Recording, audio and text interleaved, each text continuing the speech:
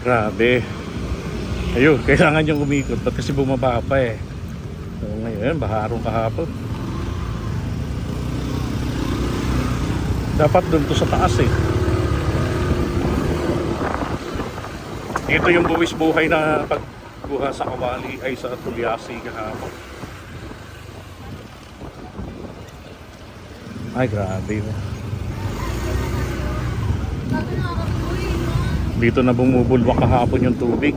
Galing dyan sa San Miguel River.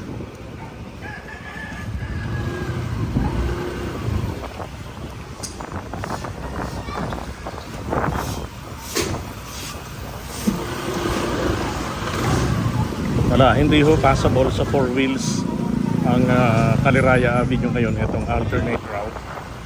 Kita nyo naman ang tambak ng basura. Nakalahati ng lane. Kalahati ho ng kalye na to ng Kaliraya Street. Matagos ng GR Araneta ay okupado po ng mga basura. So, at ito'y lubog na lubog kahapon sa ulan, sa baha. Dahil mismong yung San Miguel River ay umapaw.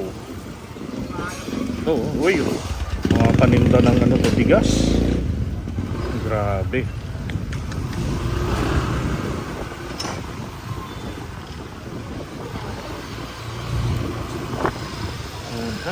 Ayun po. Oh no.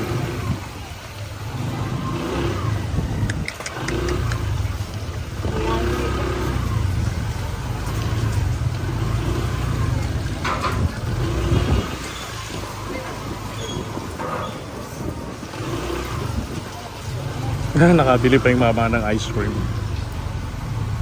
Parang nung eksena ito nung Ondoy. Ganitong ganito nun after Ondoy.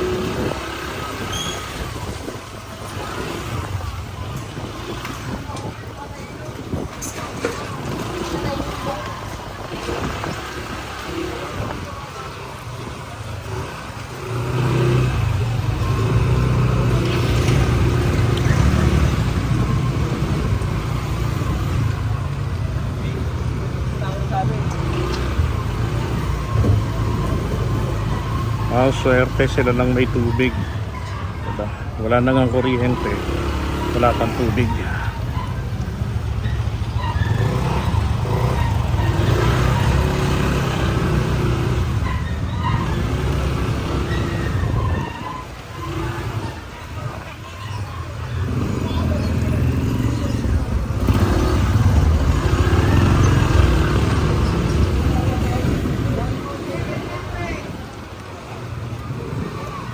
Yun, yung mga Tagalooban, naglabas na rin ng basura.